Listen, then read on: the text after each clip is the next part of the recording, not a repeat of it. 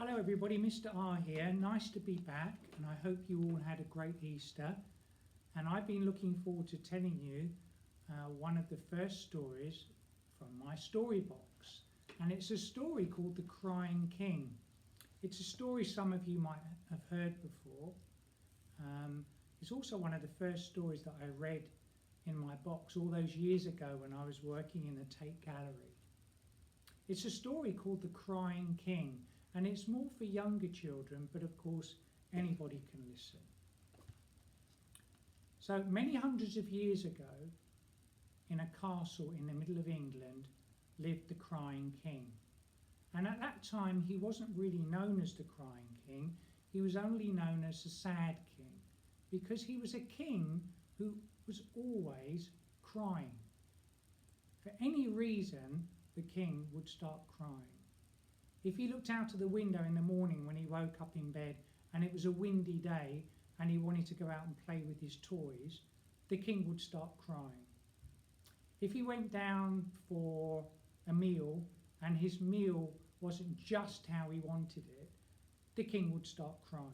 And he wouldn't just cry for a couple of minutes and it would all be over. Oh no, the king could cry for hours on end. And he would also get extremely upset and angry with everybody around him. And of course everybody tried to cheer him up because they wanted him to be a happy king. But of course I'm afraid it wasn't always that way. And this story is about one of the things that happened to our crying king. The king woke up one morning on a beautiful sunny day. He sprang out of bed, got dressed, and went down for his breakfast. He had to wait about 5 minutes for his eggs to arrive, but when they did, they were way too runny for the king, and a big tear fell down his face. It wasn't long before the king was in floods of tears. He took his fist and he slammed it down hard on the table. "I want my eggs hard," said the king, and the royal cook ran in and took the king's eggs away and as fast as he could prepared him some more. After his breakfast, the king was really excited because he had a new train set and he was really looking forward to going outside and playing with it in the bright sunshine. But when the king looked out of the window, it had started raining and he immediately started crying again. He cried and he cried and he cried. He wanted to play with his new train set. Why was it raining outside? So he sat by the window and he looked at the rain coming down and he became more and more unhappy and nobody could cheer the king up. And in the end somebody suggested, "Your Majesty, instead of playing with your train set, how about you play with your new bike?" The king immediately stopped crying. His new bike. He hadn't played with it yet, and there it was standing in the corner of the room. The king ran over to his bike and sat on it. Now, the king had only just learnt how to ride a bike, and he had training wheels on his bike. And he zoomed around the castle on his new bike. Now, of course, he couldn't go upstairs with it, but what he could do is he could go to all of the hundreds of rooms that he had in the downstairs of the castle and visit them all. Everybody moved out of the king's way as he sped around through one room to the next. But it wasn't long before the king had an accident. One of his training wheels hit the corner of a door as he went flying through it, and the king was thrown off the bike and landed in a heap on the floor. He immediately started crying really loudly, and everybody came running to see if he was hurt. The king actually wasn't hurt at all. He had a small scrape on his knee, but everybody would have thought that the king was actually dying. He screamed and he cried and he told everybody how badly he was hurt. He might even have to go to the hospital. "Please call the royal doctor," said the king. But when somebody looked at his leg and realised he only had a scratch, they put a band-aid on his knee, and they sat him down to look outside at the rain again. The king didn't want to play with his bike anymore, and he still couldn't go outside and play with his train set, and he became rather bored. So he sat down and he had something to eat, and he read a book to himself, and it wasn't long before it was the king's bedtime. This was one of the king's favourite times of the whole day, because the king loved to have stories read to him. The king had a royal storyteller, and it was always when the king was tucked up in bed that the storyteller would arrive to read him one of his books. The king ran upstairs to bed, he got undressed, got changed into his pyjamas, and he crawled into his huge bed.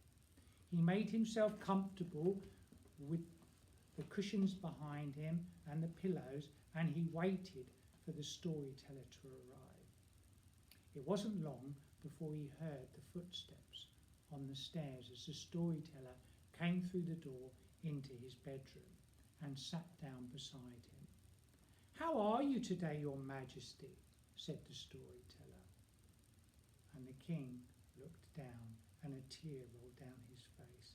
"I have had the most terrible day," said the king.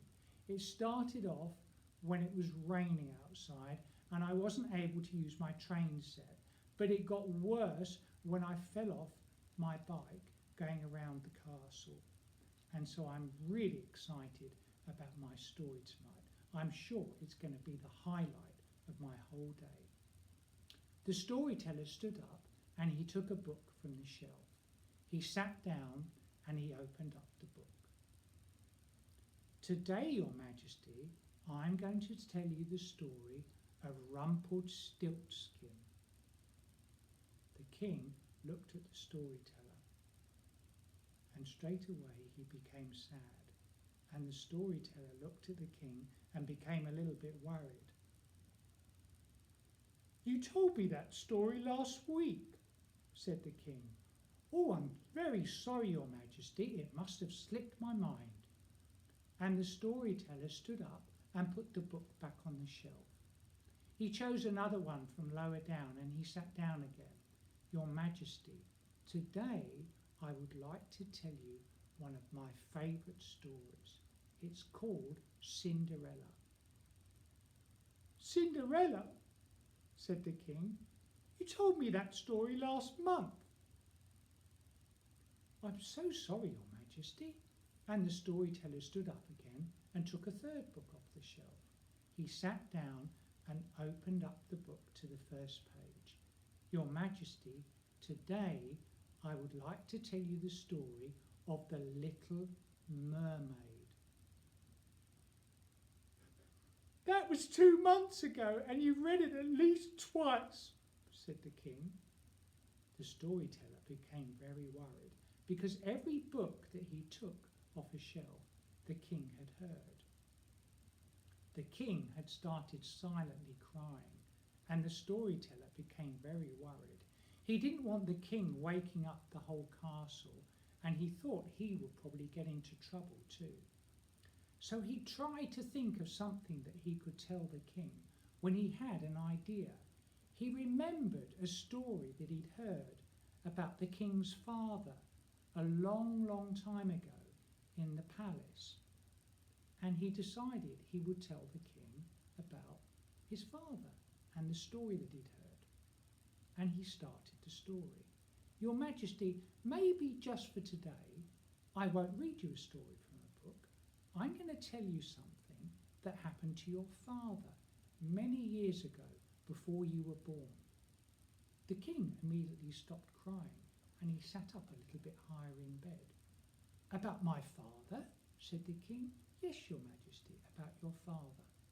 Because everybody knew in the castle that your father loved his food.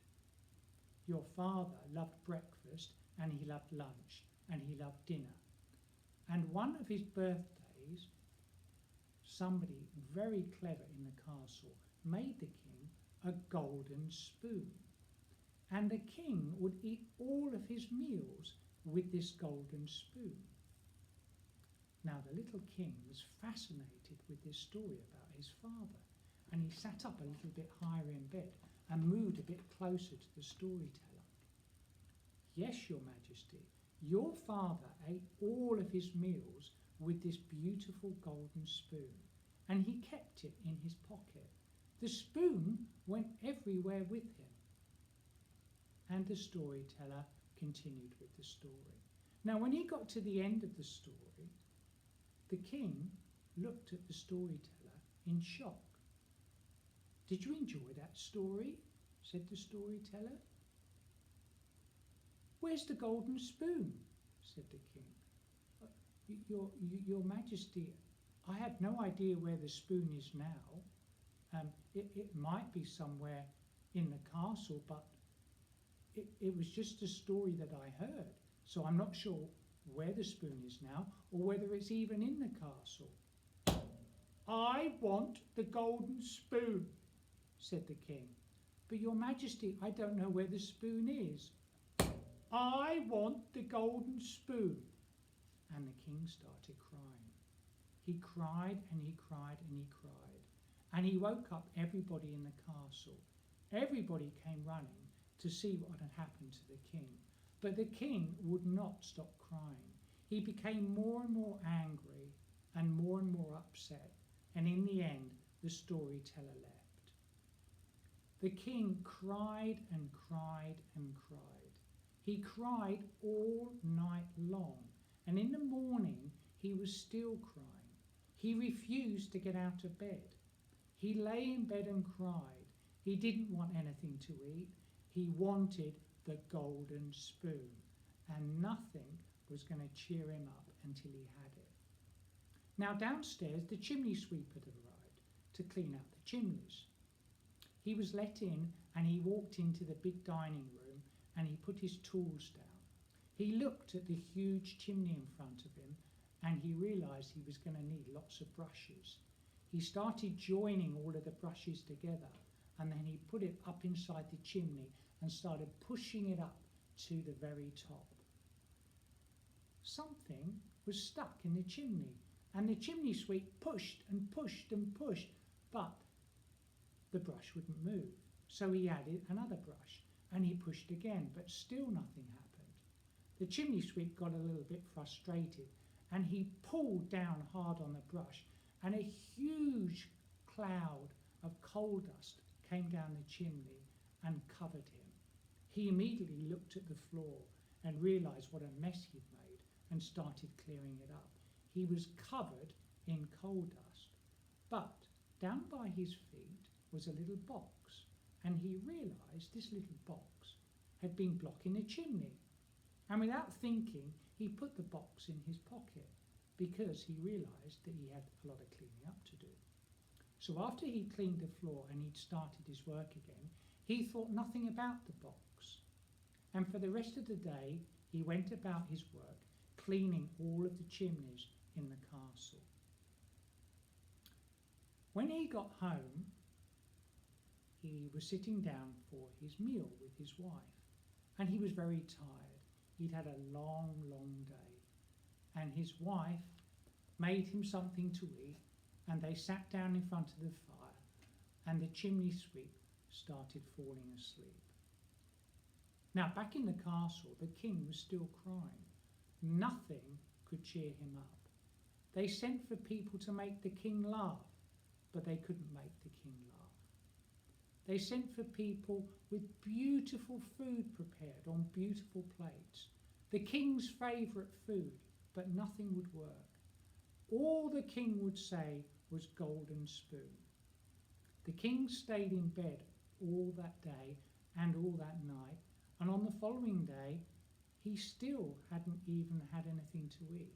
He looked very upset and even started to look rather thin. Now, the chimney sweep had forgotten all about the box and had put it on the mantelpiece at his home. But the following day when he came home and he sat down next to his wife looked rather worried. And the chimney sweep said to his wife, "My dear, what's the matter?"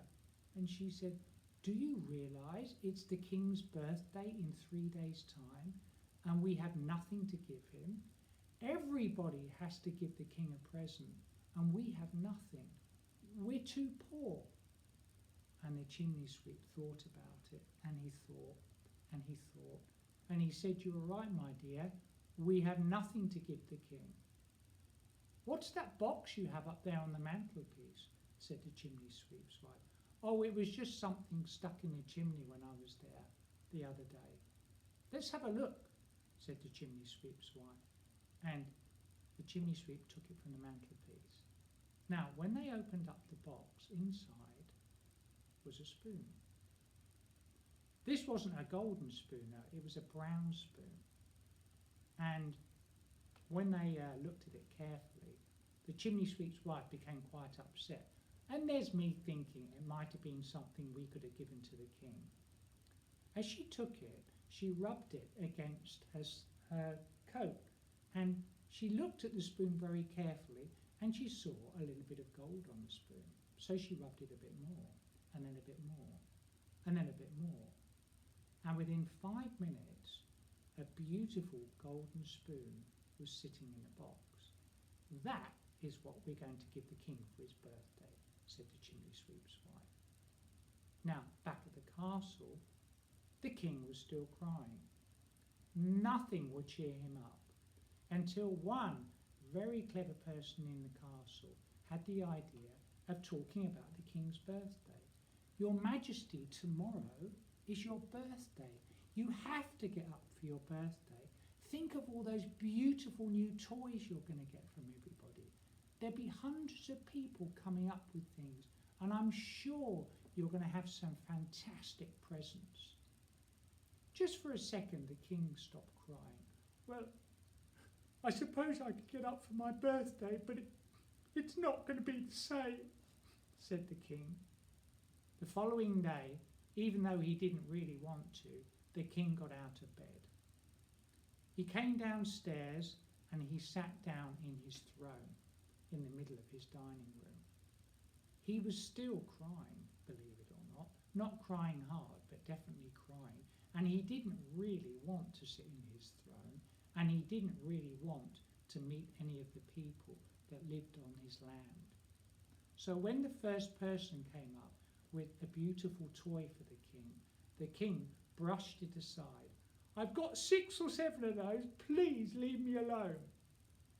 The people that had all come to the castle to give the king his presents became rather frightened and worried, because the king was in a bad mood.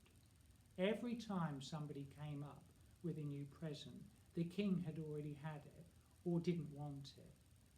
The chimney sweep became very worried.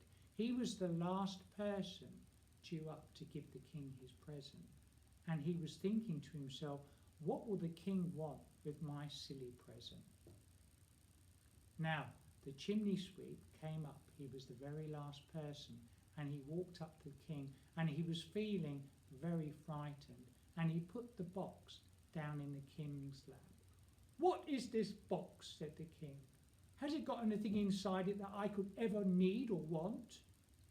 "Please, your Majesty," said the chimney sweep, "just open it."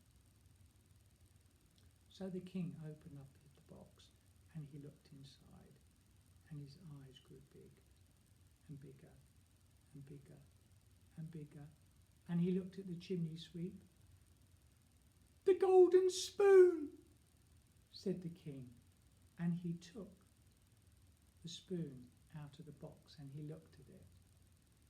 He almost wanted to hug the chimney sweep. He couldn't believe he had the golden spoon. "My father's golden spoon," said the king. "What can I give you, chimney sweep, for bringing me the golden spoon that nobody else could?" "Well, your Majesty, I need a new house." "You can have it," said the king. "Anything else?" "Well, a pot full of money would be nice too, and some new brushes." "You can have everything your heart desires," said the king. And the king jumped up out of the chair and ran off into the castle. Now that's nearly the end of the story, apart from what the king did with the spoon, because The king had the royal tailor, the person who made all of his clothes, sew a pocket on every single jacket that the king had, even his pyjamas. And the king walked around with the golden spoon in his pocket all the time. Whenever he went for his meals, he took the golden spoon out of his pocket, would eat his meals, it would be cleaned, and it would go back in his pocket. As I said before, he even had pockets in his pyjamas, and he will go to bed with the golden spoon. And the golden spoon never left the king. It was his favourite thing. And that's kind of the end of the story, apart from something that I would like to show you. Because in my story box, when I found my story box, there was a little box inside my story box. This one here.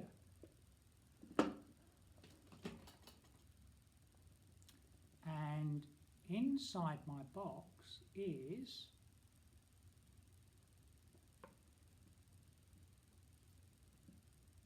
the golden spoon. I'm not going to take it out of the box because it's very, very precious and very expensive, and I don't want it to be damaged. But for those of you who weren't sure whether this story was true or not, there you are. There's the real golden spoon from the story of the Crying King. Now, I hope you enjoyed that story, and I'm looking forward to seeing you all next week for another story time.